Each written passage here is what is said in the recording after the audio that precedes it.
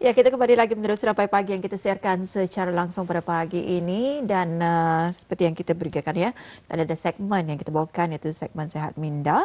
Jadi tajuk yang akan kita bincangkan pada hari ini kesihatan mental dan penjagaan diri, self care.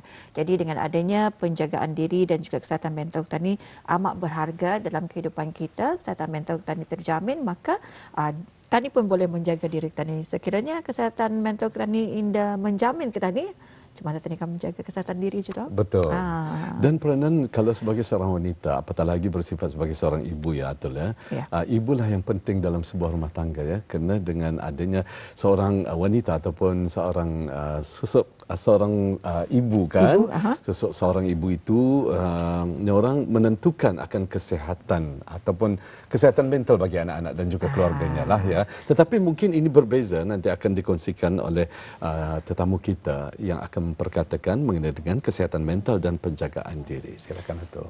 Jadi kita perkenalkan terlebih dahulu narasumber kita iaitu bersama Yang Mulia Puan Nur Atikah binti Haji Safar, iaitu selaku pegawai psikologis klinikal, dan Puan Nur Kamarina Syafiqah binti Jufri iaitu pegawai psikologis. Jadi kita bersama dua narasumber kita. Assalamualaikum. Assalamualaikum. Waalaikumsalam warahmatullahi wabarakatuh. Sihat ya? Alhamdulillah. Alhamdulillah. Baik, kita ucapkan selamat datang ke Rampai Pagi ya Puan.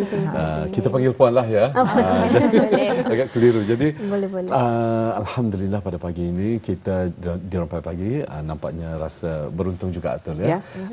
Kerana kita akan diberikan orang perkongsian ilmu yang berguna pada pagi ini. Jadi saya serahkan dulu kepada ladies first lah. Tadi kan menanyakan soalan pertama kita ni sebenarnya dengan tajuk yang tadi bincangkan kesihatan mental dan penjagaan diri. Tapi apakah sebenarnya yang dimaksudkan dengan kesihatan mental?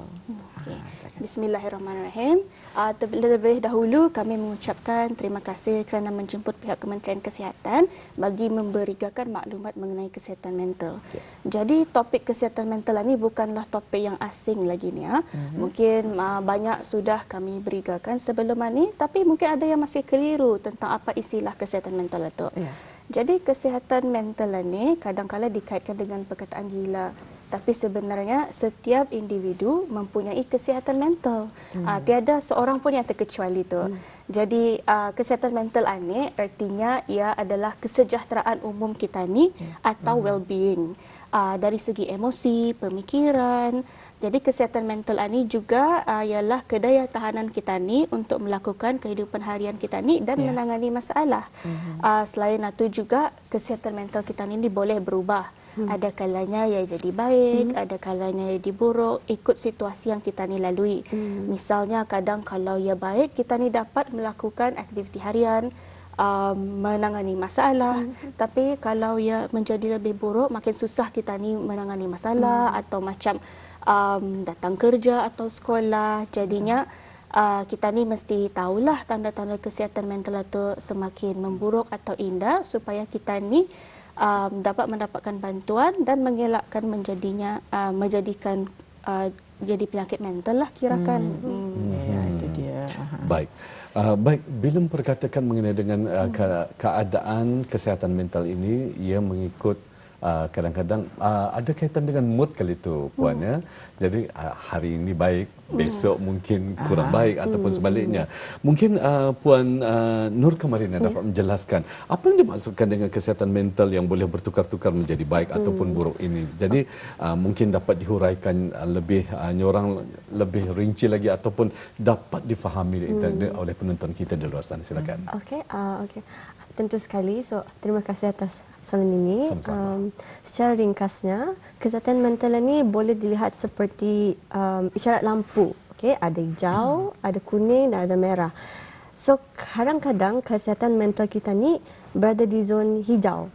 Itu menunjukkan yang kita dapat berfungsi dengan baik setiap hari, boleh menjalankan tugas harian, boleh menjalani rutin harian normal. Dan kadang-kadang kita ni berada di zon kuning. Okay? Ini bermaksud mungkin ada tekanan atau cabaran yang sedang dijalani atau sedang dihadapi dalam hidup kita ni, tapi masih lagi mampu menanganinya dengan baik dengan sokongan dari sekeliling kita ni lah. Dan kadang-kadang jua kita ni berada di zon yang merah. Okay? Ini bermaksud kita ni sedang bergelut dengan cabaran-cabaran hidupan ni ataupun sedang situasi, sedang menghadapi kesukaran, menguruskan perasaan dan emosi kita ni lah. Dan mungkin individu yang berada di zon merah atau seseorang yang berada di zon merah memerlukan sokongan tambahan, sokongan lebih, iaitu daripada bantuan pakar kesihatan mental lah. So kalau di kesimpulannya, kesihatan mental ini bukanlah sesuatu yang statik. Ianya boleh orang berubah bergantung kepada pelbagai faktor dalam hidup kita ni. Tekanan hidup, pengalaman, sokongan sosial dan cara hidup kita ni lah. So, oleh itu pentingnya untuk kita ni semua menjaga kesihatan mental kita ni dengan memberikan perhatian kepada keseimbangan kesihatan kita ni. So, dalam fizikal dan juga emosi kita ni lah. Itu dia. Betul sekali. Saya sependapat sekali Atul ya. Contohnya saja, ianya bukan saja orang kesihatan mental ini ataupun gangguan mental ini bukan saja ianya orang fikiran berkecamuk ya puan ya. Kadang-kadang contohnya saja sebagai kami orang yang berkecimpung dalam dunia penyiaran. Kadang-kadang berlaku terjatuh di atas pentas ataupun kadang-kadang itu menjadi gangguan bagi kami emosi untuk berhadapan dengan audiens ataupun situasi malu sesuatu kan. Itu sudah dikatakan ada sedikit gangguan harus anda mengontrol mental anda. Jadi Atul macam mana, setuju? Memang setuju. Kan? Sebab yang diterangkan kesihatan mental. Banyak yang dah tahu ni. Kadang-kadang bila kita bercakap pasal kesihatan mental, saya indah, aku dah gila. Jadi kita ni jangan pandang serong kepada mereka yang mempunyai penyakit mental. Jadi kesihatan mental dan juga penyakit mental sesuatu perkara yang berbeza. Inilah sebenarnya ingin kita ni minta penerangan sejelasnya daripada mereka yang lebih pakar dan juga yang boleh memahami masyarakat kita ni. Jadi perlu kita ambil kira kalau tadi kesihatan mental ni menyeluruh katanya, tidak ada yang terkecuali ya, Puan ya. Tidak ada yang terkecuali. Tapi itulah ya, apa sebenarnya perbezaan kesihatan mental dan juga penyakit mental ini? Silakan Puan. Okay. Kesihatan mental ni kalau dalam bahasa Englishnya ya mental health tu kalau penyakit mental ya mental illness. Jadi different tu, berbeza. Jadi kan kita ni mungkin keliru. Kadang-kadang orang cakap, oh aku mana ada mental health, tapi mungkin diorang masukkan sebenarnya aku ada mental illness. Jadinya semua orang ada kesihatan mental atau mental health, tapi tidak semua orang ada mental illness atau penyakit mental. Jadinya apa tu penyakit mental lah tu Jadi penyakit mental ini ianya suatu penyakit yang memberi impak yang ketara kepada fikiran, emosi, tingkah laku dan juga interaksi dengan orang lain. Ianya boleh mengganggu kebolehan seorang individu atau untuk melakukan aktiviti harian. Misalnya kalau fikirannya ada impak yang ketara, mungkin ia berfikiran menjurus kepada negatif atau emosinya merasa kesedihan atau kebimbangan yang kerap dan perbancangan, dan tingkah laku misalnya macam withdraw daripada orang lain. Dan ianya boleh mengganggu kebolehan orang untuk mungkin menghadiri sekolah atau pekerjaan, tidak dapat tidur, payah makan, tidak ada selera makan. Okay? Jadi antara contoh penyakit mental ialah seperti penyakit kemurungan ataupun depression, anxiety, skizofrenia dan gangguan bipolar. Jadinya kalau seseorang itu menunjukkan gejala penyakit mental, keadaan tersebut memerlukan diagnosis daripada pakar.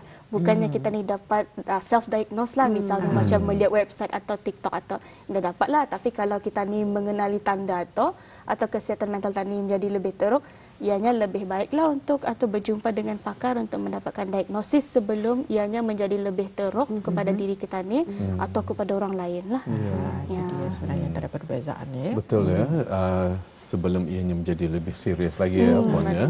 Baik, kembali kita bersama dengan Puan Kamarina ya. Mungkin dapat menjelaskan siapakah yang perlu mengamalkan penjagaan diri ataupun lebih dikenali sebagai self care ini, mungkin dapat dijelaskan kepada penonton kita. Okey, baiklah. Sebelum itu sedikit penjelasan mengenai makna penjagaan diri atau self-care inilah. Ia merujuk kepada tindakan ataupun aktiviti yang dilakukan oleh seorang individu untuk menjaga kesejahteraan fizikal, mental dan emosi mereka lah. So, ia melibatkan usaha untuk macam memulihkan tenaga kita ni dengan baik, mengurangkan tekanan dan meningkatkan lagi kualiti hidup lah. So, siapa yang perlu mengamalkannya, ianya perlu diterapkan oleh semua orang, seluruh masyarakat tanpa mengira usia, jantina dan latar belakang. Okey, ianya bukan hanya terhad untuk mereka yang mengalami masalah kesihatan mental ya.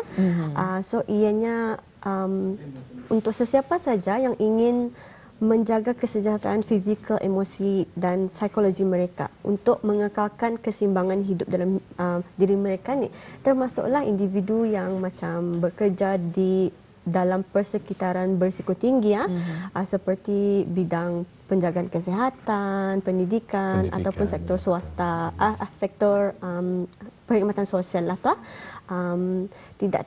Tidak terkecuali juga ibu bapa atau penjaga, semua kanak-kanak, pelajar-pelajar juga dari semua peringkat umur, individu yang sedang mengalami tekanan atau kesukaran emosi, dan semualah individu yang ingin mencapai keseimbangan hidup. So kesimpulannya, penjagaan diri ini ada untuk semua orang. Kita ni jua, bis kita jua, okey. Kerana semua orang memerlukan ruang dan masa untuk menguruskan kesihatan mental dan fizikal kita ni agar kita ni boleh hidup dengan lebih sihat ni orang dan lebih seimbang, okey. Itu mengamalkan penjagaan diri ataupun lebih dikenali sebagai self care. Jadi mungkin Puan Nur Atikah boleh menjelaskan cara-cara penjagaan kesihatan mental atau lebih dikenali sebagai self care. Self care ni ya tadi seperti mana yang Puan Kamarina sebutkan, ia penting untuk menjaga kesejahteraan kita ni tu. Jadi terdapat banyak cara untuk mengamalkan self care. Dan ianya berbeza mengikut individu. Macam tidak ada yang salah, tidak ada yang lurus asalkan ia sihat. So antara cara untuk kita ni mengamalkan self care ialah dari segi fizikal, minda kita ni, emosi kita ni, sosial sama praktikal dan spiritual atau keagamaan. Kami juga akan mengeksplain lah dengan lebih lanjut apa erti satu-satu itu. Jadi kita ni kan mengetahui apa sebenarnya yang dimaksudkan dengan self care fizikal, mental dan emosi. Okay. So, baiklah yang pertama, self care fizikal lah, penjagaan diri fizikal ni merujuk kepada tindakan yang kita ni ambil untuk menjaga tubuh badan kita ni agar sentiasa kekal sihat dan bertenaga. Okay.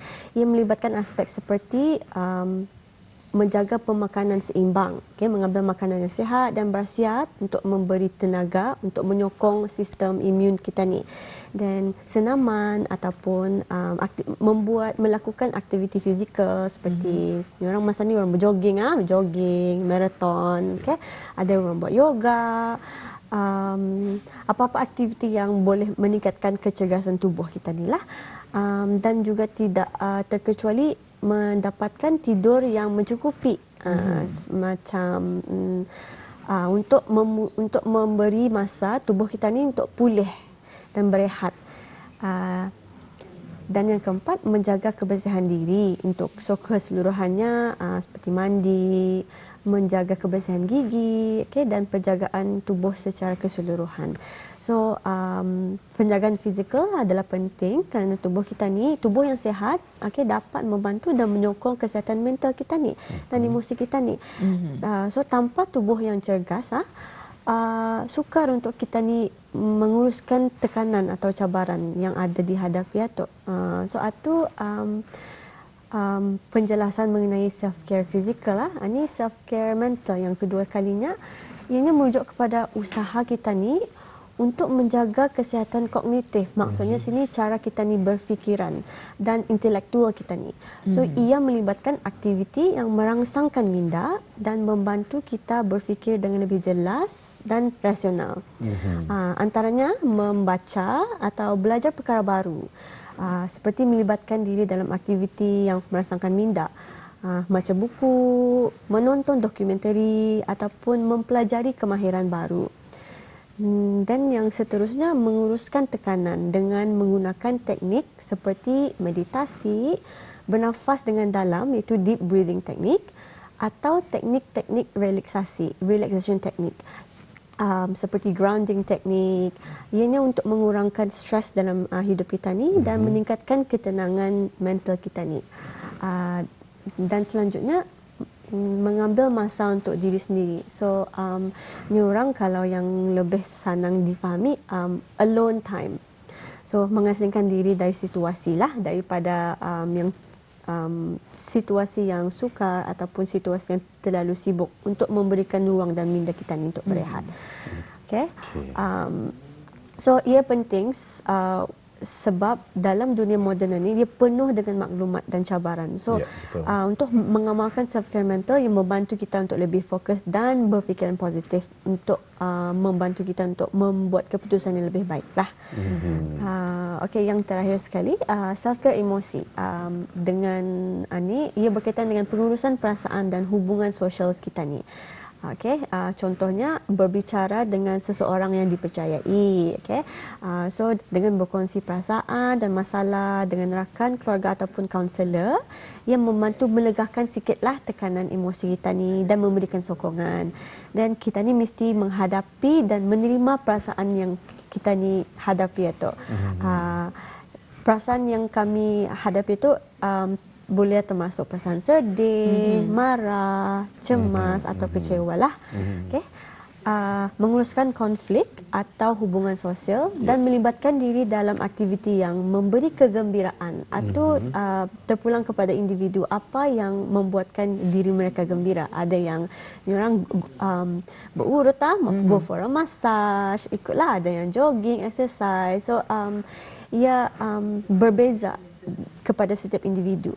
So penjagaan emosi ini penting untuk memastikan kita mempunyai keseimbangan emosi untuk menghadapi situasi-situasi yang kami hadapi dalam hidup. Kesemua aspek ini ia ada berkait rapat, dan jika satu tergendala ataupun tidak orang amalkan, oleh itu ianya akan gugurlah yang lain itu. So kita mesti orang balance lah ketiga-tiganya juga lah. Okey, itu dia. Self care, physical, mental dan juga emosi. Baik, mungkin kita beralih pula bersama dengan Puan Nur Atika. Kita ingin mengetahui apakah apakah yang perlu kita lakukan jika maksud self care, social, practical dalam keagamaan ini pula. Keagamaan, betul ya? Betul ya, keagamaan. Keagamaan mungkin boleh dihuraikan. Ya. Kadang-kadang maaf ya doktor ya, macam kalau budaya kita ni orang Melayu biasanya ada selepas melahirkan, terutama sekali ibu-ibu kan, istilahnya meroyan kelita. Jadi apakah itu termasuk dalam gangguan emosi je tu macam mana? Dapat dijelaskan mungkin? Okey, tadi ada dua soalan tu, self care social, praktikal dan keagamaan. Jadi kalau self care social ni ialah apabila kita ni menjaga diri kita ni melalui hubungan sosial dan interaksi dengan orang lain. Misalnya satu, mendapatkan sokongan, kasih sayang dan rasa keterikatan dengan orang lain yang kita ni percayai lah. Dan yang kedua, mungkin menjaga boundaries atau menghadkan diri kita ni apabila menghadapi individu atau situasi yang memberi tekanan negatif. Dan yang ketiga ialah mungkin menghadkan waktu kita ni dalam melayari media sosial. Sebab kalau kita ni ada yang mungkin tidak perasan, kadang-kadang kalau kita ni melayari media sosial dengan laju atau kita ni macam dengan lama, kita ni macam mungkin ada membandingkan diri dengan pencapaian orang lain. Jadinya soalan tadi juga ada bertanya mengenai self care dari segi praktikal, atau maksudnya menguruskan rutin harian kita ni dengan baik. Misalnya ada kerja-kerja rumah yang kita ni belum siap, mungkin dibuat. Dan mungkin juga termasuk ini penting, financial self care, maksudnya menguruskan kewangan, macam budgeting, saving.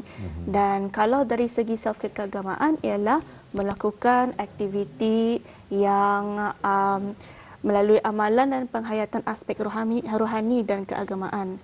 Misalnya macam kalau kita ni dengan orang yang beragama Islam, mungkin solat 5 waktu, solat sunat, berdoa kepada Allah Subhanahu Wa Taala untuk mendapatkan pertolongan dan berzikir untuk mendapatkan kedamaian jiwa lah tu. And then kalau dari segi tadi kata Tuan tu dari segi emosi dan kalau mood selepas melahirkan tu memang banyaklah jua yang terjadi. Mungkin agak common lah kalau selepas melahirkan ni memang susah, macam memang kita ni perlukan sokongan sosial daripada orang sekeliling kita ni lah. Jadi mungkin kadang especially kalau first time mother atau bukan first time mother pun mungkin ada merasa susah macam mana menjaga anak bayi yang damit ni. Jadinya penting self care sosial, self care praktikal keagamaan, semua self care ni lah, dan semua orang untuk membantu sama-sama juga. Jadi sebenarnya semua merangkum ya dalam kita ni menjaga kesihatan mental kita ni dan juga penjagaan diri. Jadi secara ringkasnya tadi kesuntukan masa mungkin cuma ada 3 minit lagi boleh dijelaskan apa manfaat mendapat bantuan kesihatan profesional. Mungkin saya akan pilih soalan itu. Okey.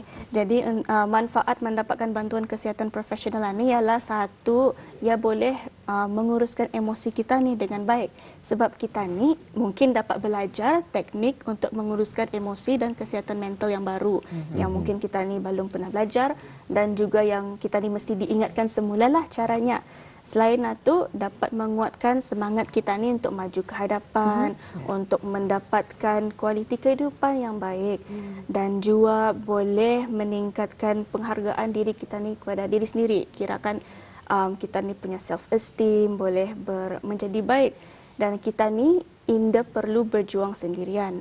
Ya, sebab itu it's okay to ask for help. Dan kalau dari segi di Kementerian Kesihatan, cara untuk mendapatkan bantuan kesihatan mental ialah dengan mendapatkan bolehlah menghubungi talian harapan 145 untuk mendapatkan sokongan emosi dan nasihat kesihatan mental dan juga crisis support. Selain daripada itu, kita ni juga orang ramai bolehlah pergi ke klinik kesihatan atau hospital yang berdekatan untuk mendapatkan rujukan untuk bantuan kesihatan mental, untuk berjumpa pakar psikologi atau pakar psikologis.